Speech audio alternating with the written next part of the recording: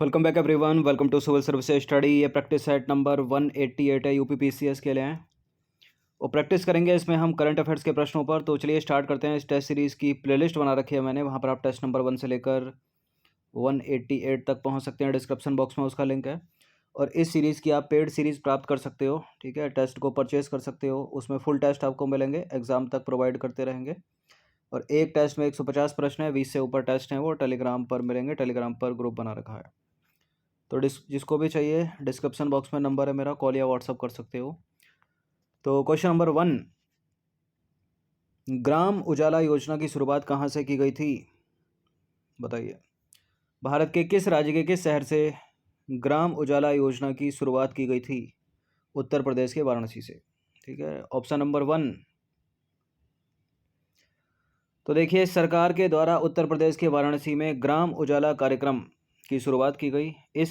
यह जो है सरकार की एक महत्वाकांक्षी योजना है, जिसके तहत कार्यशील पुराने ताप्त दीप्त बल्बों के बदले मात्र 10 रुपये में, ठीक है, जो कि विश्व में सबसे सस्ता है, ग्रामीण क्षेत्रों में एलईडी बल्बों का वितरण किया जाएगा। और इस कार्यक्रम का जो प्रथम चरण है, बिहार के आरा, उत्तर प्रदेश के वाराणसी, आंध्र प्रदेश के विजयवाड़ा, महाराष्ट्र के नागपुर और पश्चिमी गुजरात के गांव में 15 मिलियन एलईडी बल्बों का वितरण जो है वो किया जाएगा। क्वेश्चन नंबर 2 पर आ जाइए। निम्नलिखित में से कौन सा जो है सही स्टेटमेंट नहीं है, सही सुमेलित नहीं है? अनुच्छेद है उससे संबंधित राज्य। अनुच्छेद 371 में महाराष्ट्र, 371 ये पूछा जाता है एग्जाम में। और 371A में नागालैंड, 371B में असम, 371C में मध्य प्रदेश। बताइए। देखिए, 370 तो जम्मू कश्मीर को विशेष राज्य का प्रावधान करता था, हटा दिया, ठीक है। 371 में गुजरात महाराष्ट्र के लिए कुछ प्रावधान है। 371 में नागालैंड के बारे में प्रावधान है, बहुत पूछा था एग्जाम में ये। 371B में असम के बारे में। 371C में मणिपुर है, ठीक है। डी में सिक्किम है, ऐसे ऐसे याद रखिएगा। तो 371C में मणिपुर है, मध्य प्रदेश नहीं है। निम्नलिखित में से कौन सा किसी पारिस्थितिक तंत्र में या इकोसिस्टम में या पारितंत्र के अंतर्गत जैविक घटक नहीं है? देखिए, किसी पारितंत्र में दो प्रकार के घटक होते हैं, जैविक घटक, अजैविक घटक और जैविक घटक, ठीक है। यानी बायोटिक कंपोनेंट्स और एबायोटिक कंपोनेंट्स। तो तापमान जो है वो एबायोटिक कंपोनेंट है, अजैविक घटक है। आर्द्रता अजैविक घटक है। स्थलाकृति अजैविक घटक है। जबकि अपघटक जो होते हैं ना, अपघटक कौन होगा? बैक्टीरिया हो गया, कवक हो गया, ये सब अपघटक होते हैं। तो ये जो हैं वो जैविक घटक हैं। तो अजैविक बताना है, तो अजैविक ये नहीं है। तो किसी पारिस्थितिक तंत्र या पारितंत्र के अजैविक घटक इस प्रकार, जैसे वर्षा हो गई, स्थलाकृति हो गई, ठीक है, तापमान हो गया, सूर्य का प्रकाश हो गया, आर्द्रता हो गई, ओलावृष्टि, ठीक है, भूकंप, ये सब, बाढ़, ये सब अजैविक घटक हैं, किसी पारिस्थितिक तंत्र को प्रभावित करने वाले। जैविक घटक कौन कौन से हैं? जिनमें जीवन है, जैसे कि हरे पेड़ पौधे, जीव जंतु। अपघटक यानी बैक्टीरिया, फंगस इत्यादि। नीली हरी शैवाल। नंबर 4 पर आ जाइए। निम्नलिखित कथनों पर विचार करेंगे। दो स्टेटमेंट वाला प्रश्न बताने के इनमें से कौन सा करेक्ट होगा? विश्व खाद्य सुरक्षा दिवस भारतीय खाद्य सुरक्षा और मानक प्राधिकरण द्वारा आयोजित किया जाता है, यानी FSSAI। और वर्ष 2021 की थीम क्या है? स्वस्थ कल के लिए सुरक्षित भोजन। विश्व खाद्य सुरक्षा दिवस हर साल मनाया जाता है। ये करेक्ट है, दोनों के दोनों स्टेटमेंट। सी है इसका आंसर। तो देखिए, भारतीय खाद्य सुरक्षा और मानक प्राधिकरण यानी FSSAI के द्वारा विश्व खाद्य सुरक्षा दिवस 7 जून को आयोजित किया जाता है। और वर्ष 2021 की थीम क्या है? स्वस्थ कल के लिए सुरक्षित भोजन। तो 2022 की जून तो आई नहीं है अभी, तो 21 की ही इम्पोर्टेंट है, ठीक है। जून में वैसे भी एग्जाम में पूछेगा नहीं तब तक का, 21 का याद रखना आपको। सुजलाम अभियान की शुरुआत किस मंत्रालय ने की है? सुजलाम अभियान पे पहले भी चर्चा कर चुके हैं हम, जल शक्ति मंत्रालय। तो जल शक्ति मंत्रालय ने ग्राम स्तर पर अवशिष्ट जल प्रबंधन का कार्य करते हुए अधिक से अधिक खुले में शौच मुक्त प्लस गांवों को बनाने के लिए सुजलाम नामक एक 100 दिवसीय अभियान जो है वो शुरू किया। नंबर 6 पर आ जाइए। हाल ही में किसी देश का प्रथम वाटर प्लस शहर घोषित किया गया? देश का पहला वाटर प्लस शहर कौन सा है? मध्य प्रदेश का है वो, मध्य प्रदेश का इंदौर। तो 11 अगस्त 2021 को जल शक्ति मंत्रालय के द्वारा जारी स्वच्छ सर्वेक्षण 2021 के परिणामों में देश में 4 बार स्वच्छता में नंबर 1 रहे इंदौर को देश का प्रथम वाटर प्लस शहर घोषित किया गया है। क्वेश्चन नंबर 7 पर आइए। 2 स्टेटमेंट वाला प्रश्न है, बताना कि इनमें से कौन सा करेक्ट होगा। लक्षद्वीप 100% जैविक क्षेत्र बनने वाला देश का प्रथम केंद्र शासित प्रदेश है और वर्ष 2016 में हिमाचल प्रदेश भारत का पहला 100% जैविक राज्य बना था। पढ़ा तो होगा आपने, सिक्किम था वो, ठीक है, हिमाचल प्रदेश नहीं था। बाकी पहला देश का केंद्र शासित प्रदेश पूरी तरह से ऑर्गेनिक लक्षद्वीप, तो केवल एक ही करेक्ट है, दूसरा वाला गलत है। तो लक्षद्वीप 100% ऑर्गेनिक या जैविक क्षेत्र बनने वाला देश का प्रथम केंद्र शासित प्रदेश है, जहां सभी प्रकार की खेती से जुड़ी गतिविधियां पूर्णतः सिंथेटिक उर्वरकों और कीटनाशक के उपयोग के बिना की जाती हैं, जिससे इस क्षेत्र के लोगों को सुरक्षित खाद्य विकल्प प्राप्त होता है और साथ ही यहाँ कृषि पर्यावरण अनुकूल गतिविधियां बन गई हैं। इससे पहले आपको याद हो, वर्ष 2016 में सिक्किम राज्य का, वो भारत का वो पहला राज्य था जो पूरी तरह से 100% जैविक राज्य बना था। कई बार एग्जाम में प्रश्न भी किया ये वाला। क्वेश्चन नंबर 8 पर आइए। उत्तर प्रदेश सरकार द्वारा काकोरी कांड का नाम बदलकर क्या किया गया है? क्या कर दिया, क्या रख दिया? Kakori train action, option number B. तो देखिए, उत्तर प्रदेश सरकार ने भारत के स्वाधीनता संग्राम के इतिहास की एक अहम अध्याय काकोरी कांड का नाम बदलकर काकोरी ट्रेन एक्शन कर दिया। और इसका नाम इसलिए बदला गया क्योंकि ये जो कांड शब्द है ना, वो भारत के स्वतंत्रता संग्राम के तहत इस घटना के अपमान की भावना को दर्शाता है। काकोरी ट्रेन एक्शन एक ट्रेन डकैती थी, हिस्ट्री आपने पढ़ी हो तो, जो 9 अगस्त 1925 को लखनऊ के पास काकोरी नामक गांव में ब्रिटिश राज के खिलाफ भारतीय स्वतंत्रता आंदोलन के क्रांतिकारियों द्वारा की गई थी। क्वेश्चन नंबर 9 पर आ जाइए।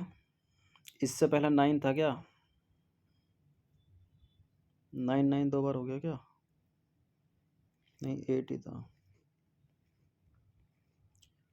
तो क्वेश्चन नंबर 9 है, 16वां वार्षिक बेहलर कछुआ संरक्षण पुरस्कार किसे प्रदान किया गया? बेहलर कछुआ संरक्षण पुरस्कार, इसको कछुआ संरक्षण का नोबेल भी बोलते हैं, ये प्रदान किया गया शैलेंद्र सिंह को।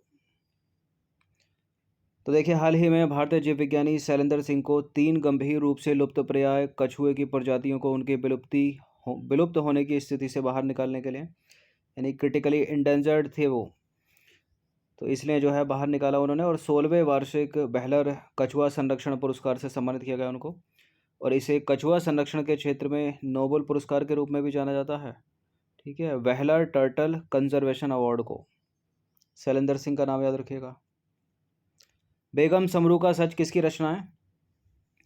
बेगम समरू का सच एक पुस्तक है जो है राजगोपाल सिंह वर्मा की। तो राजगोपाल सिंह वर्मा को वर्ष 2020-21 के पंडित महावीर प्रसाद द्विवेदी पुरस्कार से सम्मानित किया गया, ठीक है। और यह सम्मान मेरठ जिले के सरधना कस्बे की तत्कालीन जागीरदार फरजाना उर्फ बेगम समरू के व्यक्तित्व और कृतित्व पर लिखी किताब या रचना या पुस्तक बेगम समरू का सच पर दिया गया है। क्वेश्चन नंबर 8 पर आ जाइए। अर्जुन सहायक परियोजना किस नदी पर निर्मित की जा रही है?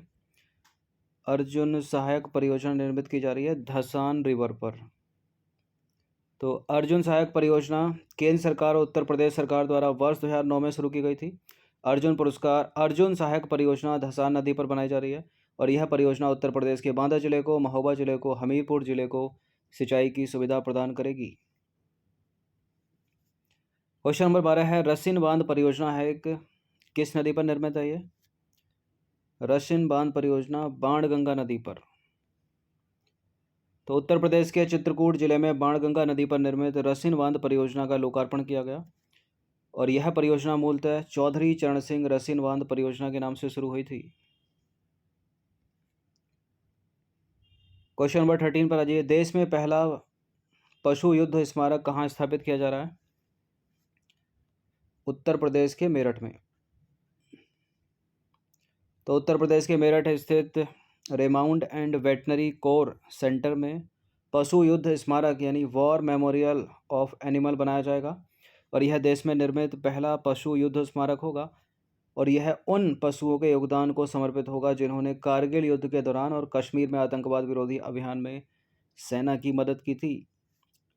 जैसे कि ट्रेन डॉग्स हो गए, ठीक है, घोड़े हो गए, ऊंट हो गए।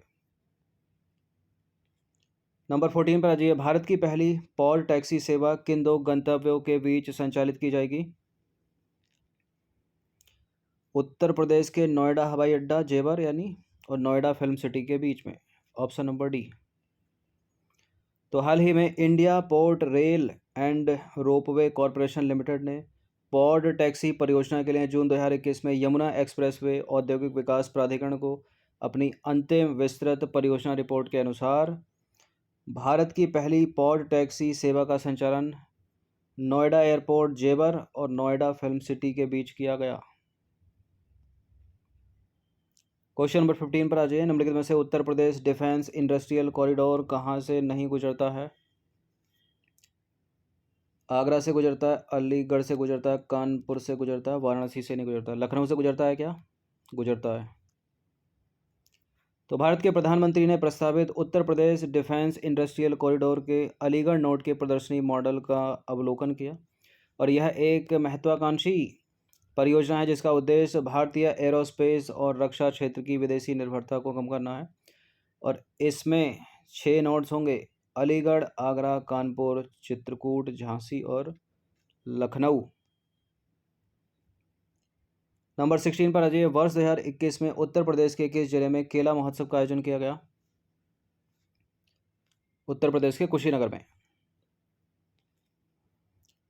तो 22 मार्च से 25 मार्च 2021 के मध्य उत्तर प्रदेश सरकार ने जो है कुशीनगर में एक केला महोत्सव का आयोजन किया।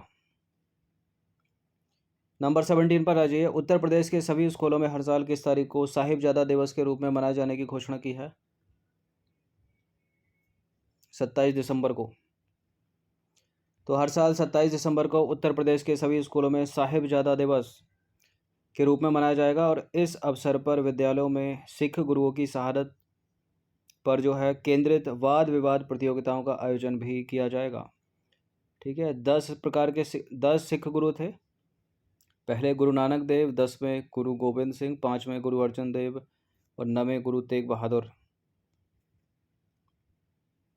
10वां प्रश्न है, अंतर्राष्ट्रीय खगोलकीय संघ ने चंद्रमा के दक्षिणी ध्रुव पर एक क्रेटर का नामकरण किया है जो है क्या? राकेश क्रेटर नहीं है, कल्पना क्रेटर नहीं है, रमन क्रेटर नहीं है, Hansen crater. Option number A. तो अंतर्राष्ट्रीय खगोलीय संघ ने चंद्रमा के दक्षिणी ध्रुव पर एक क्रेटर का नाम आर्कटिक खोजकर्ता मैथ्यू हैंसन के नाम पर हैंसन क्रेटर रखा है। क्वेश्चन नंबर 19 पर आ जाइए। उत्तर प्रदेश संस्कृत संस्थान द्वारा निम्नलिखित में से किसे विश्व भारती पुरस्कार 2020 प्रदान किए जाने की घोषणा की गई? Om Prakash Pandey. Option number B. तो 20 अगस्त 2021 को उत्तर प्रदेश संस्कृत संस्थान लखनऊ द्वारा वर्ष 2020 के पुरस्कारों की घोषणा की गई और इस वर्ष संस्थान का सर्वोच्च पुरस्कार विश्व भारती पुरस्कार लखनऊ के प्रोफेसर ओम प्रकाश पांडे को प्रदान किया गया। वर्ष 2020 के संस्थान के अगर अन्य पुरस्कारों की बात करें तो महर्षि वाल्मीकि पुरस्कार मिला है गाजियाबाद के विशन लाल गौड़ को, महर्षि व्यास पुरस्कार मिला है वाराणसी की कमला पांडे को और महर्षि नारद पुरस्कार मिला है नागपुर महाराष्ट्र के चंद्रगुप्त श्रीधर वणेकर को। ये नंबर है जिस पर आप कॉल या व्हाट्सएप करके पूछ सकते हो कुछ भी। क्वेश्चन नंबर 20 पर आ जाइए। निम्नलिखित में से कौन सा तत्व उर्वरक में नहीं पाया जाता? नाइट्रोजन, क्लोरीन, फॉस्फोरस, हाइड्रोजन नहीं। तो उर्वरक ऐसे रसायन होते हैं जो पेड़ पौधों की वृद्धि में सहायक होते हैं। उर्वरक में मुख्यतः उपस्थित होते हैं क्या? एक तो मुख्य पोषक तत्व हो गए और एक हो गए सूक्ष्म पोषक तत्व। तो nitrogen, phosphorus, potassium, calcium, magnesium और सल्फर ये हैं स्थूल पोषक तत्व या मुख्य पोषक तत्व, जो सूक्ष्म पोषक तत्व हैं जिनको पौधों के लिए जिनकी सूक्ष्म मात्रा की आवश्यकता होती है, बोरोन, क्लोरीन, ये ऑप्शन में था, कॉपर, आयरन, मैग्नीज, मॉलिब्डेनम और जिंक यानी जस्ता। हाइड्रोजन नहीं है। तो ये 20 प्रश्न 21 थे। 21 भाई हो गया क्या कोई? चलिए 20 तो कवर हो गए हैं। अपमार्जक क्या हैं? डिटर्जेंट क्या होते हैं? साबुन होते हैं, औषधि है, उत्प्रेरक है या शोधन अभिकर्ता? सबसे अच्छा उत्तर देना है। साबुन में तो वो नहाने वाला सोप भी आ जाएगा। सबसे अच्छा उत्तर है यहाँ पर शोधन अभिकर्ता। डिटर्जेंट क्या करते हैं? सरफेस टेंशन को कम करके जो है मैल वैल निकाल देते हैं कपड़ों से, ठीक है, पृष्ठ तनाव कम करके। तो अपमार्जक जो है साबुन से थोड़ा भिन्न सफाई करने वाले पदार्थ हैं।